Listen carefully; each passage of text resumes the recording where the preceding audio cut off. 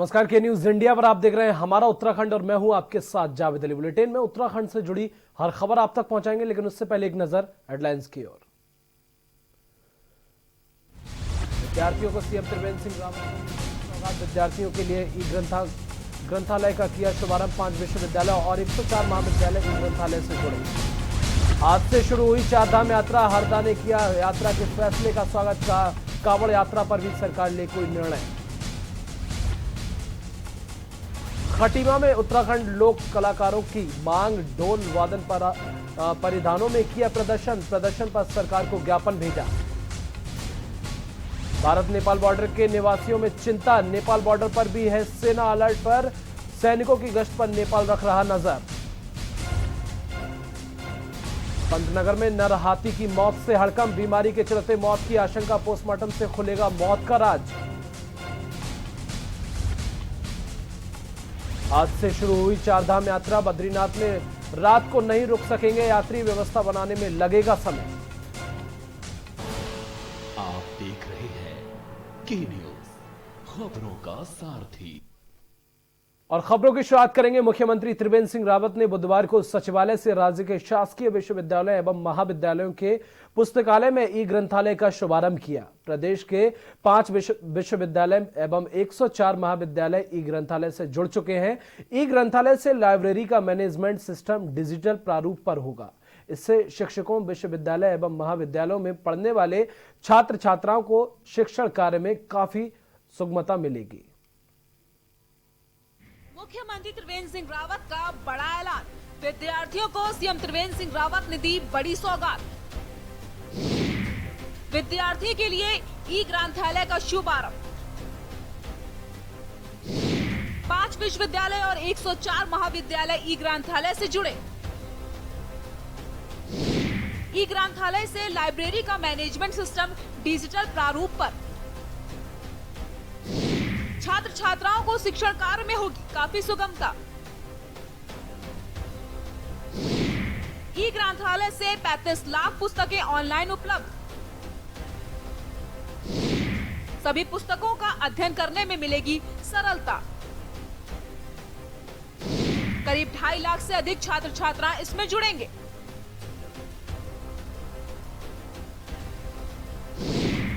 प्रतियोगी परीक्षाओं की पिछले 10 वर्षों का क्वेश्चन बैंक भी उपलब्ध। परीक्षाओं की तैयारी के लिए मिलेगा अच्छा आधार। कृषि और बागवानी पर डॉक्यूमेंट्री भी होगी उपलब्ध। तकनीक का अधिकतम उपयोग किया जाए। आधुनिक तकनीक से आपसी दूरियां होगी कम। विद्यार्थियों को समग्र जानकारियां उपलब्ध होंगी।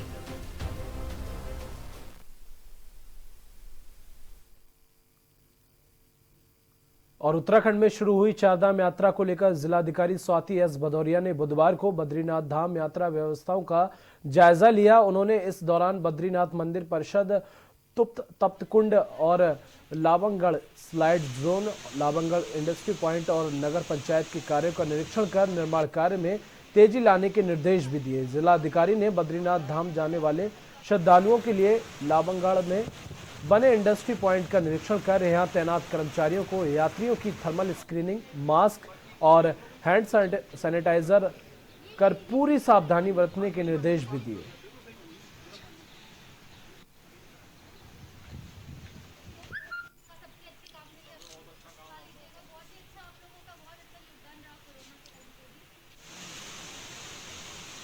तो बद्रीनाथ यात्रा को लेकर सारी तैयारियों का जायजा लिया गया, साफ तौर पर निरीक्षण किया गया,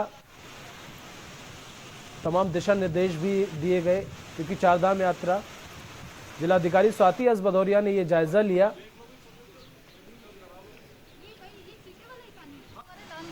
ट्रीटमेंट कार्य क्योंकि चल रहा है काफी दिन से, तो हमारी नीचे वाली रोड लगभग कंप्लीट है, उसका अप्रोच अभी बनना शेष है। तो आज हमने उसका भी निरीक्षण किया है, तो अगले 15-20 दिन में वो अप्रोच सुचारू हो जाएगा। के दर्शन आज से उत्तराखंड वासियों के लिए सुलभ हो गए हैं।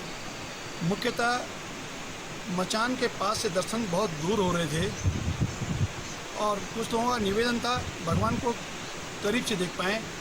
जिलाधिकारी ने एसडीएम साहब को बताया है कि एक कोई व्यक्ति उसके लिए इंटरेस्टेड है, तो उनको बता दिया जा रहा है, तो वो उसको कल से शुरू करें। आज से शुरू हो रही चारधाम यात्रा को लेकर पूर्व सीएम हरीश रावत ने यात्रा का आंशिक रूप से स्वागत करते हुए कहा कि पर्यटन हमारी आर्थिक का मेरुदंड है, इससे आर्थिक की शुरुआत होगी। साथ ही सरकार को सलाह देते हुए कहा कि एक ढांचा तैयार किया जाए और देश भर के लोगों के लिए पर्यटन को खोला जाए। कांवड़ यात्रा पर भी सरकार निर्णय ले और कुंभ की तैयारियां तेज करे।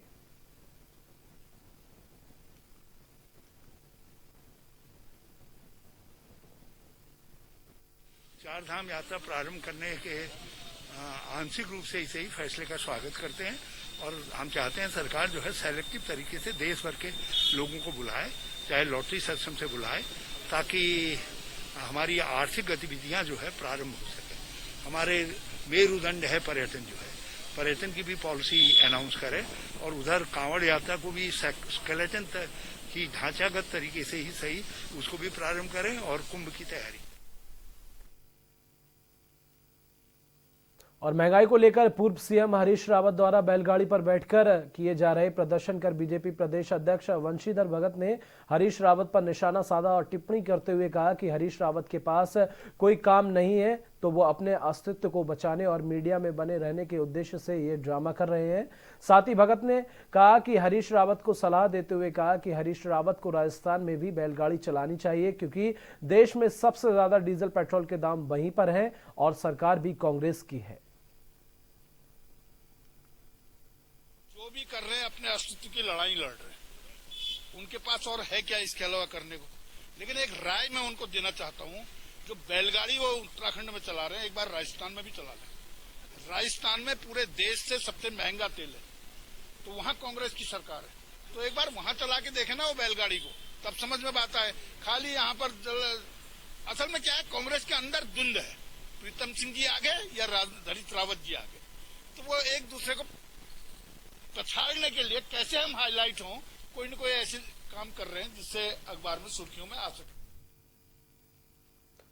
और नैनीताल हाईकोर्ट ने राज्य सरकार द्वारा रोडवेज की बसों पर व अन्य वाहनों में कोविड-19 के दौरान दोगुना किराया बढ़ाए जाने के खिलाफ दायर जनहित याचिका की सुनवाई करते हुए सरकार व उत्तराखंड परिवहन निगम का पक्ष सुनने के बाद जनहित याचिका को निरस्त कर दिया है। राज्य सरकार व परिवहन निगम की तरफ से कोर्ट को अवगत कराया गया कि कोविड-19 के चलते बसों में सोशल डिस्टेंसिंग के मानकों के मुताबिक 50% यात्रियों को बैठाया जा रहा है। इस वजह से किराया बढ़ाया गया है। बाद में ये किराया अपनी पुरानी दरों पर आ जाएगा। मामले के अनुसार उमेश शर्मा ने जनहित याचिका दायर कर कहा है कि राज्य सरकार ने इस महामारी में बसों का किराया दोगुना कर दिया है, जिसके कारण गरीब व आम लोगों का सफर करना मुश्किल हो गया है। इस बढ़े हुए किराए पर रोक लगाई जाए, जिससे यात्रियों को आने जाने में असुविधा उत्पन्न न हो।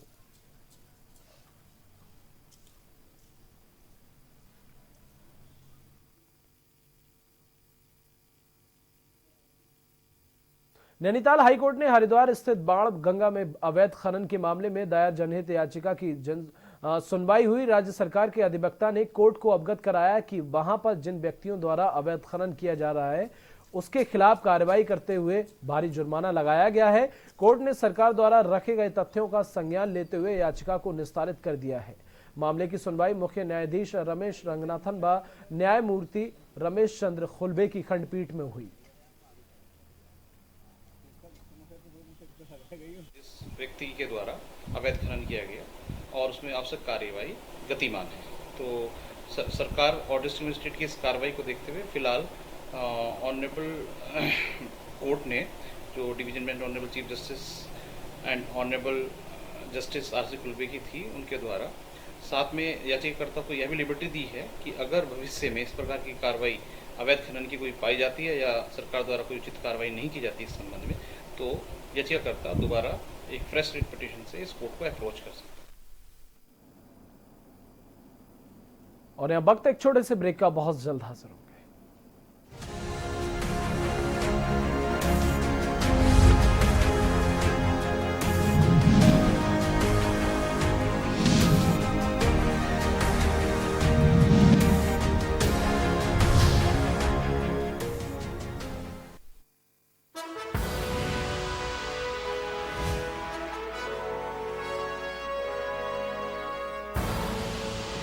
देख रहे हैं के न्यूज, खबरों का सारथी। मुख्यमंत्री लाए हैं प्रदेश के युवा और उत्तराखंड लौटे प्रवासियों के लिए मुख्यमंत्री स्वरोजगार योजना। इस योजना के तहत प्रदेश के कुशल और अकुशल दस्तकार, काश्तकार, हस्तशिल्पी और बेरोजगार युवा कोई भी कारोबार शुरू कर सकते हैं, जैसे मुर्गी पालन, डेयरी खोलना, खुद का मिल्क बूथ शुरू करना, मछली पालन, ढाबा, रेस्टोरेंट, दुकान खोलना, ब्यूटी पार्लर आदि। इस योजना के तहत पात्र आवेदकों को राष्ट्रीयकृत बैंकों, सहकारी बैंकों और क्षेत्र ग्रामीण बैंकों से लोन मिल सकेगा। लोन पर सब्सिडी भी मिलेगी। मैन्युफैक्चरिंग क्षेत्र में अधिकतम 25 लाख और सर्विस सेक्टर में अधिकतम 10 लाख तक का लोन मिल सकता है। सीमांत क्षेत्र में मैन्युफैक्चरिंग प्रोजेक्ट लगाने के लिए 25 लाख पर 25% यानी 6.25 लाख की सब्सिडी मिलेगी। इसी तरह दूरस्थ पहाड़ी जिलों में 10 लाख की परियोजना पर 25% यानी 2.5 लाख की सब्सिडी मिलेगी। इसी तरह बी श्रेणी के जिलों में ये सब्सिडी 20% है, जबकि मैदानी क्षेत्र में 15%। सामान्य श्रेणी के आवेदक को लागत की 10%, जबकि अन्य श्रेणी के आवेदक को 5% मार्जिन मनी जमा करनी होगी। तो आइए मुख्यमंत्री स्वरोजगार योजना अपनाएं और राज्य के विकास में भागीदार बने। योजना की अधिक जानकारी के लिए आप इन नंबर पर कॉल कर सकते हैं। ये हम कोरोना को जो है कंट्रोल करते हैं, क्योर करते हैं। हमने कहा कि हमने ये दवाइयाँ बनाई थी, वो क्लिनिकल रिसर्च के अंदर ये दवाइयाँ दे दी। दवाई देने से कोरोना के रोगी ठीक हो गए।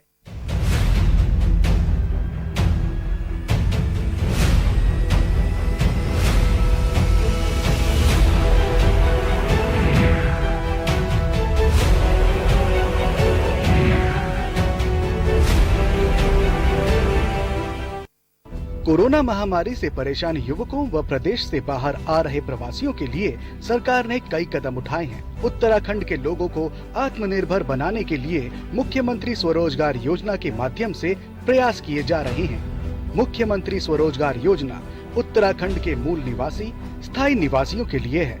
इस योजना को करने के लिए राष्ट्रीयकृत बैंक, क्षेत्रीय ग्रामीण बैंकों के साथ साथ कोऑपरेटिव बैंकों से आसानी से ऋण प्राप्त हो रहे हैं। सहकारी विकास परियोजना तथा गंगा गाय महिला डेयरी योजना व आंचल मिल्क बूथ स्थापित करने के लिए 25 लाख रुपए तक का लोन सब्सिडी के साथ दिया जा रहा है। मुख्यमंत्री स्वरोजगार योजना की पंजीकरण से लेकर ऋण प्राप्ति तक की संपूर्ण जानकारी वेबसाइट पर जाकर ले सकते हैं और वेबसाइट के माध्यम से आवेदन भी कर सकते हैं। स्वरोजगार अपनाएं, उत्तराखंड को आत्मनिर्भर बनाएं।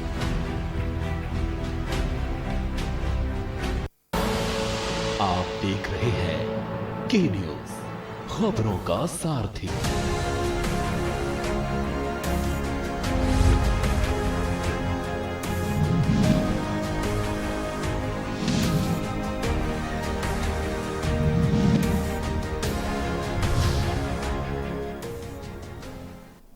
और ब्रेक के बाद एक बार फिर आप सभी का स्वागत है। तो बीजेपी के राज्यसभा सांसद सुब्रमण्यम स्वामी द्वारा उत्तराखंड सरकार के चारधाम देवस्थानम एक्ट को खत्म करने को लेकर दायर जनहित याचिका को रूलक संस्था ने हाईकोर्ट में चुनौती दी गई है। आज मामले में सुनवाई के दौरान राज्य सरकार के अधिवक्ता ने अपना पक्ष रखते हुए कोर्ट को अवगत कराया है कि राज्य सरकार ने एक्ट को पूरी तरह से पारदर्शिता के साथ बनाया है। मंदिरों में आने वाले चढ़ावे को रिकॉर्ड में दर्ज किया जा रहा है। मामले में सुनवाई कल भी जारी रहेगी।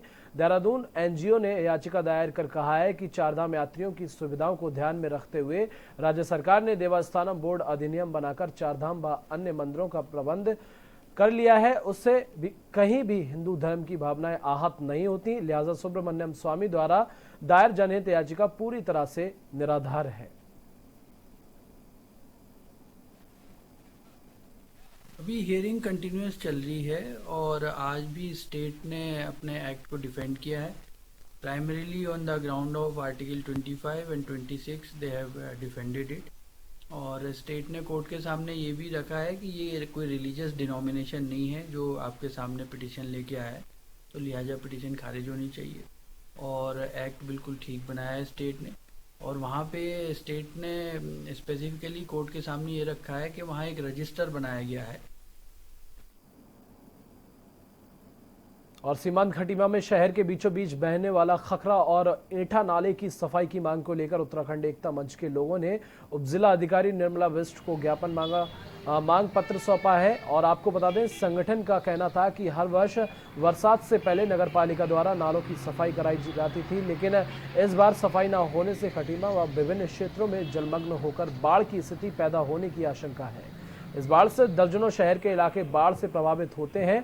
मांग पत्र में उत्तराखंड एकता मंच ने एक सप्ताह में बंद पड़े नालों और चौक हो चुकी नालियों व खखरा और एठा नाले की सफाई की मांग की। मांग पूरी न होने पर धरना प्रदर्शन की चेतावनी दी है।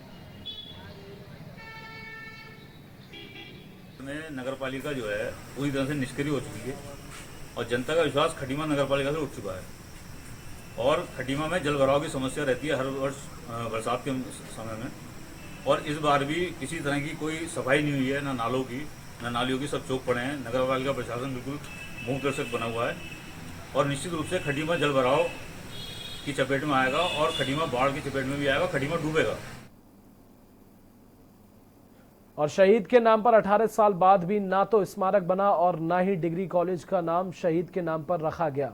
लच्छीवाला के क्षेत्रीय परिवार का मात्र 22 साल का सुधीर क्षेत्रीय वर्ष 2002 में जम्मू कश्मीर के कुपवाड़ा में आतंकियों से मुठभेड़ के दौरान वीरगति को प्राप्त हो गया था, जिसके बाद डोईवाला के लच्छीवाला में रह रहे शहीद के परिवार से मुलाकात करने वाले तत्कालीन भाजपा सरकार के मुख्यमंत्री के साथ शासन प्रशासन के तमाम लोग शहीद को श्रद्धांजलि देने आए थे और शहीद सुधीर की याद में स्मारक बनाने के साथ ही डिग्री कॉलेज का नाम शहीद के नाम पर करने की घोषणा की गई थी। लेकिन सुधीर की शहादत को आज 18 साल बीत गए, लेकिन शहीद स्मारक या फिर किसी संस्था का नाम आज तक सुधीर क्षेत्री के नाम पर नहीं किया गया, जिससे परिवार के लोग खुद को उपेक्षित महसूस कर रहे हैं। आपको बता दें, शहीद सुधीर क्षेत्री के भाई ने कहा कि हमें शासन प्रशासन से कोई ना तो मदद चाहिए और ना ही सहायता, बस सरकार हमारे भाई की शहादत को याद करते हुए क्षेत्र में शहीद द्वारा स्मारक या फिर किसी संस्था को सुधीर के नाम पर कर से, ताकि सुधीर क्षेत्री की शहादत को लोग याद करते रहें। वो 25 हजार की नौकरी में था जम्मू कश्मीर में और उसकी उम्र 22 साल की थी जो शहीद हुआ है। भाई क्या चाहते किस प्रकार? मैं ये चाहता हूँ कि हमारे उत्तराखंड के अंदर जितने भी लच्छीवाले के अंदर किसी जगह पे उसका एक नाम का एक चीज बनाया जाए, कोई द्वार बनाया जाए, कुछ भी बनाया जाए, लच्छीवाले के अंदर बनाया जाए। तो सब मुख्यमंत्री सब तमाम लोग आए थे, सब ने ये कहा था कि हम कुछ ना कुछ करेंगे, तो शहीद के लिए कुछ ना कुछ हम शहीद के लिए करेंगे। और डोईवाला तहसील में तहसीलदार का पद संभालने के बाद मीडिया से मुलाकात में रेखा आर्य ने कहा कि सबसे न्याय के साथ आम जन की सेवा मेरा कर्तव्य है। डोईवाला क्षेत्र की जनता कभी भी मुझसे आकर मिल सकती है। मेरा फोन नंबर 24 घंटे सबके लिए खुला है। विकास कार्यों को तेजी से आगे बढ़ाने के साथ सबके सहयोग से ही मैं कार्य करूंगी।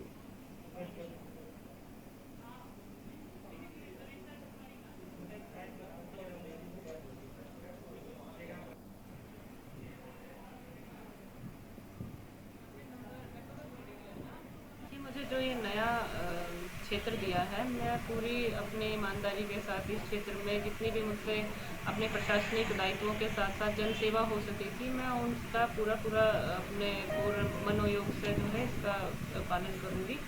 और आशा करती हूँ कि जिस तरह से मैंने ऋषिकेश में वहाँ की जन सामान्य का सहयोग प्राप्त किया था किसी भी प्रशासनिक कार्यों के लिए, जैसे अतिक्रमण हुआ।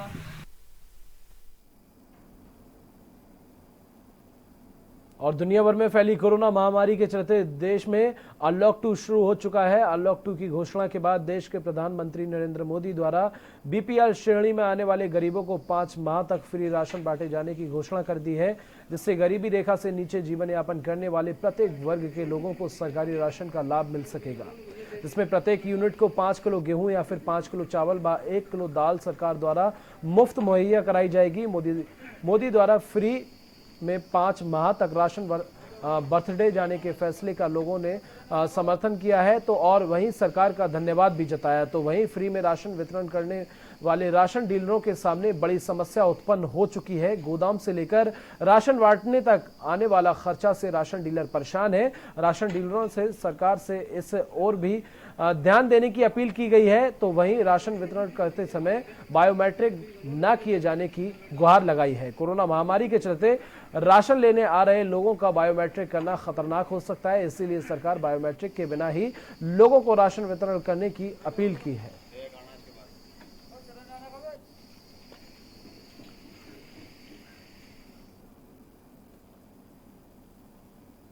और यह वक्त एक छोटे से ब्रेक का, बहुत जल्द हाजिर होंगे।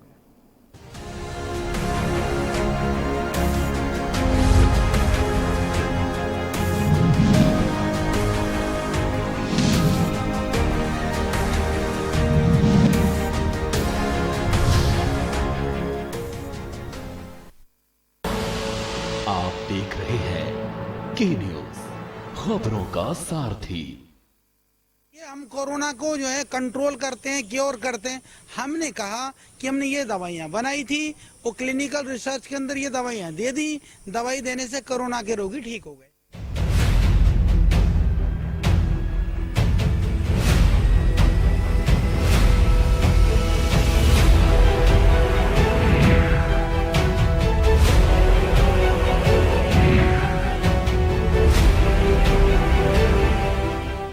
हम आप सब अब नहीं तो कब 9 बज जाए तब।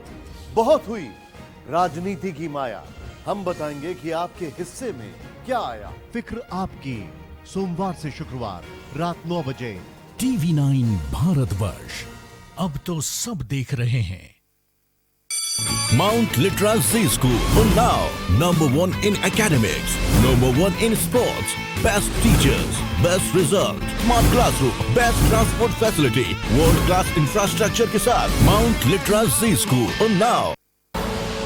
आप देख रहे हैं के न्यूज, खबरों का सारथी।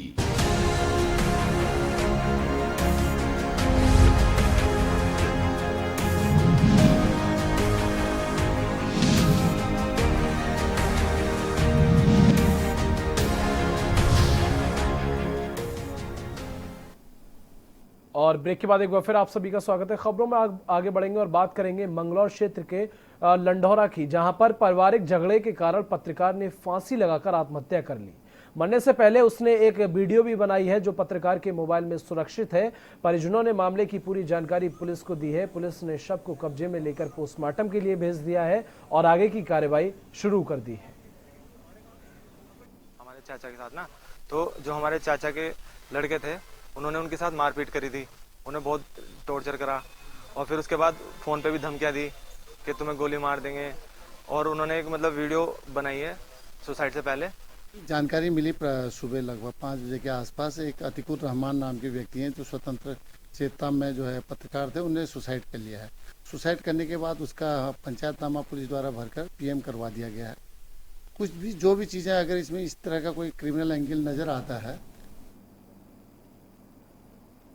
और उधम सिंह नगर के पंतनगर विश्वविद्यालय में बीजेपी विधायक राजेश शुक्ला धरने पर बैठे। विधायक ने अधिकारियों पर वादाखिलाफी का आरोप लगाते हुए कुलपति कार्यालय के बाहर धरना प्रदर्शन किया। विधायक राजेश शुक्ला ने बताया कि बीते दिनों उन्हें जानकारी मिली कि विश्वविद्यालय में 1800 मजदूरों की छटनी हो रही है और जिसका संज्ञान लेकर उन्होंने कुलपति से मुलाकात की। इस दौरान विश्वविद्यालय के बड़े अधिकारी भी मौजूद रहे। कुलपति डॉक्टर तेज प्रताप सिंह ने प्रबंध परिषद के सदस्य और क्षेत्रीय विधायक राजेश को आश्वस्त किया कि किसी भी प्रकार से किसी भी मजदूर की छटनी नहीं की जाएगी, लेकिन आज से विश्वविद्यालय के विभिन्न विभागों में 200 से अधिक मजदूरों को घर बैठा दिया गया।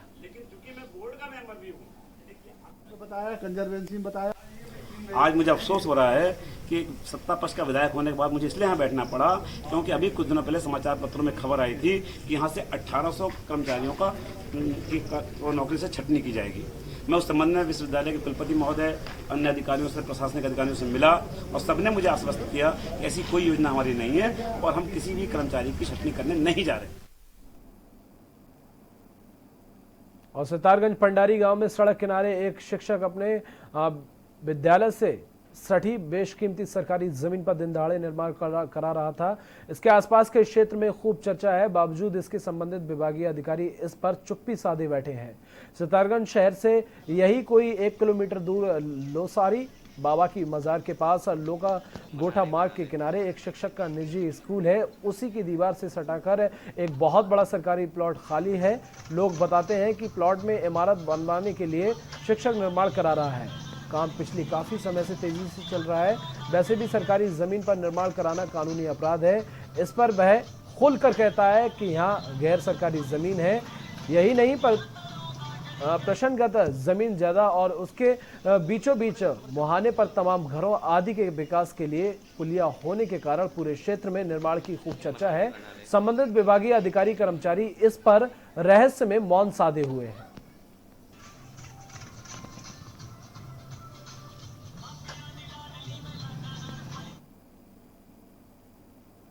और पारिवारिक कलह के चलते पखवाड़े भर में पूर्व फांसी के फंदे पर झूली विवाहिता के मामले में करीब 2 सप्ताह बाद भी आरोपियों की गिरफ्तारी न होने से मृतका की मां ने आज महिलाओं के साथ स्थानीय राजकीय इंटर कॉलेज में पुलिस के विरुद्ध प्रदर्शन कर विरोध जताया।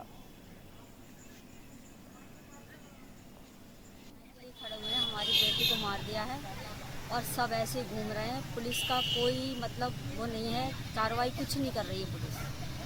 मेरी बेटी मरे हुए आज कितने दिन हो गए, 17 तारीख की मरी हुई है और जिन्होंने मारा वो ऐसे ही घूम रहे हैं। पुलिस ने क्यों ऐसे छोड़ रखा है? किसका दबाव है? जोएल का दबाव इतना पड़ा हुआ है कि जो किसी को कोई पकड़ नहीं पा रहा है। और इसी के साथ हमारा उत्तराखंड में बस इतना ही। आगे देखिए हमारा उत्तर प्रदेश।